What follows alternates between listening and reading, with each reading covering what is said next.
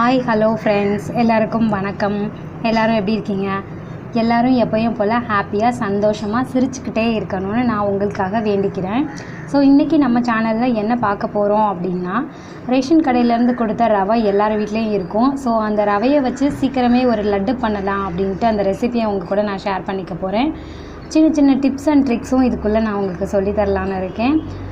சரி, வாங்க நம்ம வீடியோக்குள்ளே போயிடலாம். அதுக்கு முன்னாடி நம்ம விசா சிவம் லைஃப் ஸ்டைல் சேனலில் ஃபஸ்ட் டைம் பார்க்குறவங்க லைக் பண்ணுங்கள், கமெண்ட் பண்ணுங்கள், ஷேர் பண்ணுங்கள், மறக்காமல் சப்ஸ்கிரைப் பண்ணிக்கோங்க. வாங்க இப்போ வீடியோக்குள்ளே போயிடலாம். நம்ம சேனலை சப்ஸ்கிரைப் பண்ணிக்கோங்க. பக்கத்தில் இருக்க பெல்லை ஒரு அடி அடிச்சுட்டு அதை ஆல்னு செட் பண்ணிக்கோங்க. அப்போ தான் நம்ம போடுற ஒவ்வொரு வீடியோவும் நோட்டிஃபிகேஷனும் உங்களுக்கு வரும். அதுக்கு முதல்ல நம்ம ஒரு அடிகனமான பேன் எடுத்துக்கலாம். அந்த பேனில் ஃபஸ்ட்டு கோகோனட் நம்ம போட்டு வதக்கி எடுத்துக்கலாம். இது ஃப்ரெஷ் கோகோனட்டு. உங்கள்கிட்ட ட்ரை கோகோனட் இருக்குது அப்படின்னா நீங்கள் அதையும் யூஸ் பண்ணிக்கலாம். ஸோ என்கிட்ட ஃப்ரெஷ் கோகோனட் இருக்குது. நல்லா முத்தின தேங்காவாக எடுத்துக்கோங்க. அதை இந்த மாதிரி நம்ம திருவிகளை வச்சு திருவிட்டு நம்ம ட்ரை ரோஸ்ட் பண்ணி எடுத்துக்கலாம். ட்ரை ரோஸ்ட் பண்ணுறது எதுக்கு அப்படின்னா, நம்மளோட லட்டு நல்ல வாசமாக இருக்கும், சீக்கிரம் கெட்டு போகாமையும் இருக்கும். அதுக்காக தான் நம்ம இதை கோகோனட்டை நல்லா ட்ரை ரோஸ்ட் பண்ணிவிட்டு அதுக்கப்புறமா நம்ம அந்த லட்டில் சேர்த்துக்க போகிறோம். ஸோ இந்த மாதிரி நல்லா உதிரியாக வருது பாருங்கள்.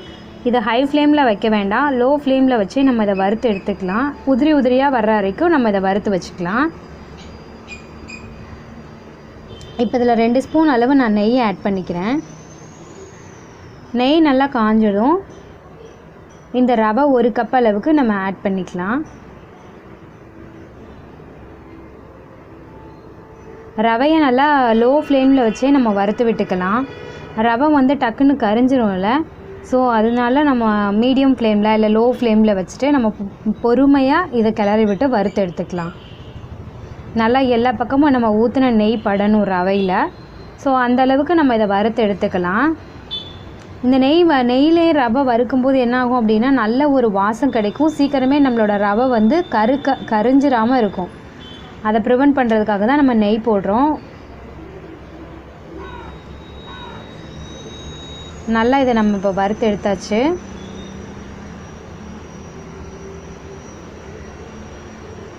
இப்போ இதில் நம்ம சர்க்கரை ஆட் பண்ணிக்கலாம். சர்க்கரையை நம்ம பவுட்ரு பண்ணி தான் சேர்க்க போகிறோம். இதில் நம்ம ஒரு 1/2 கப்பு போல் சர்க்கரை எடுத்திருக்கேன், ஜீனி. அதில் ஒரு 4 ஏலக்காய் ஆட் பண்ணிக்கிறேன். இதை நம்ம மிக்ஸி ஜாருக்கு மாற்றி நம்ம பவுட்ரு பண்ணி எடுத்துகிட்டு வந்துக்கலாம். நம்ம எடுத்துகிட்டு வந்த பவுடரை இப்போ இதில் ஆட் பண்ணியாச்சு.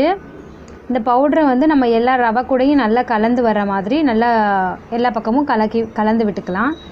இது அங்கேக்கெங்கே கட்டிப்படுற மாதிரி இருந்தது அப்படின்னா நல்லா அந்த கட்டியெல்லாம் இல்லாமல் நல்லா அதை உடச்சி விட்டுக்கோங்க. அந்த ரவை ஜீனி எல்லாம் ஒன்றா கலந்து வரணும். இந்த ஸ்டேஜில் நம்ம வதக்கி வச்சுருந்தோம்ல தேங்காய் துருவல், அதை இது கூட ஆட் பண்ணிக்கலாம். இது இன்னும் நல்லா கலர்ஃபுல்லாக இருக்கணும் அப்படிங்கிறதுக்காக நம்ம வீட்டிலே பண்ண டியூட்டி ஃப்ரூட்டி இதில் ஆட் பண்ணிக்கலாம். இந்த டியூட்டி ஃப்ரூட்டி எப்படி பண்ணணும் அப்படிங்கிற வீடியோ நான் உங்களுக்கு வீடியோ எண்டில் கொடுக்குறேன். நீங்கள் அதை பார்த்து தெரிஞ்சுக்கோங்க, உங்களுக்கு ரொம்ப யூஸ்ஃபுல்லாகவும் இருக்கும். இப்போ இது நல்லா எல்லாமே ஸ்லோ ஃப்ளேமில் தான் இருக்குது. ஃப்ளேமில் இருந்துகிட்டே தான் நம்ம இதை கலந்து விட்டுட்டு இருக்கோம்.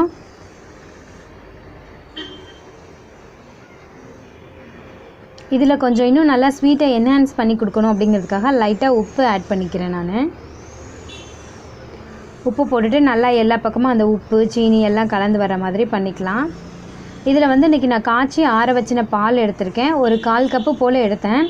ஆனால் இதில் நமக்கு 1/4 கப்பு தேவைப்படலை, 1/4 கப்புக்கும் கம்மியாக தான் தேவைப்பட்டுச்சு. இந்த சீனி நல்லாவே இலகி வரும். இப்போ நம்ம பாலில் ஆட் பண்ணதுக்கப்புறம் நல்லாவே இலகி வருது. ஸோ இதை நல்லா கலந்து விட்டுக்கலாம். எல்லா பக்கமும் கட்டி இல்லாமல் நல்லா கலந்து விட்டுக்கிட்டோன்னா நல்லாயிருக்கும். ஸோ இந்த மாதிரி நல்லா கலந்து விட்டுட்டு ரூம் டெம்பரேச்சர் வந்தோடனே நம்ம கையால் பிடிச்சி எடுத்துடலாம். கொஞ்சம் நல்லா வெதுன்னு கை பொறுக்க சூடோடு இருந்துச்சுன்னா நீங்கள் அப்போவே பிடிச்சிருங்க. ரொம்ப ஆற விட்டுட்டிங்க அப்படின்னா கல் மாதிரி எப்படி சொல்கிறது, நல்லா ஒரு ட்ரை ஆகிடும். அப்போ பிடிக்கிறதுக்கு ரொம்ப கஷ்டமாக இருக்கும். ஸோ நல்லா கொஞ்சம் வெதுன்னு கை பொறுக்க சூடு இருக்கும்போதே நம்ம பண்ணி எடுத்துக்கலாம். இந்த ரவுண்ட் ஷேப் வரணும் அப்படிங்கிறதுக்காக நம்ம 2 உள்ளங்கைக்கும் நடுவில் வச்சு இந்த மாதிரி பண்ணோன்னா நமக்கு நல்ல அழகான பால் ஷேப் கிடைக்கும். இந்த மாதிரி இப்போ இருக்கிற எல்லா மாவுங்களையும் நம்ம உருண்டை பிடிச்சி எடுத்துக்கலாம். கையில் கொஞ்சம் நெய் அப்ளை பண்ணிக்கோங்க. நெய் அப்ளை பண்ணிட்டோன்னா நம்ம கையில் ஒட்டாமல் நல்லா வரும். அவ்வளோதான், நம்மளோட லட்டெல்லாம் நம்ம பிடிச்சி எடுத்துடலாம். ரொம்ப குயிக்காகவே பண்ணி முடிச்சிடலாம். பிகினர்ஸ் கூட ஈஸியாக பண்ணிடலாம். ரவா லட்டு செய்ய தெரியாது அப்படின்னு யாருமே சொல்ல மாட்டாங்க இந்த வீடியோ பார்த்துட்டு. அவ்வளோ ஈஸியாக பண்ணிடலாம். இதில் நீங்கள் உங்களுக்கு தேவையான நட்ஸு வேணால் நீங்கள் போட்டுக்கலாம். பாதாம், பிஸ்தா, முந்திரி இந்த மாதிரி நீங்கள் வேறு எது வேணாலும் போட்டுக்கலாம். ஸோ இன்றைக்கி நான் அது எல்லாம் போடாமல் வெறும் டூட்டி ஃப்ரூட்டி மட்டும் வச்சு போட்டு பார்க்குறேன். சூப்பராக வந்திருக்கு இன்றைக்கி நம்மளோட லட்டு.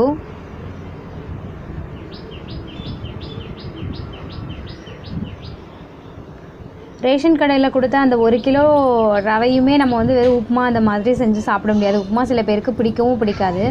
ஸோ இந்த மாதிரி ஒரு ஸ்நாக்காக கொடுக்கலாம் பிள்ளைங்களுக்கு அப்படிங்கிறதுக்காக தான் இன்றைக்கி நான் அந்த ரவா லட்டு பண்ணுறேன். எங்கள் வீட்டில் பிள்ளைங்களுக்கு ரொம்பவே பிடிக்கும். இதே மாதிரி நீங்களும் செஞ்சு உங்கள் குடும்பத்தை ரொம்பவே சந்தோஷப்படுத்துங்க. உங்கள் பிள்ளைங்களுக்கும் ரொம்பவே பிடிக்கும்.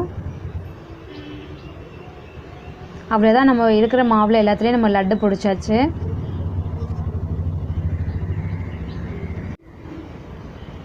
அவ்வளோதான், நம்மளோட லட்டு ரெடி ஆகிடுச்சு.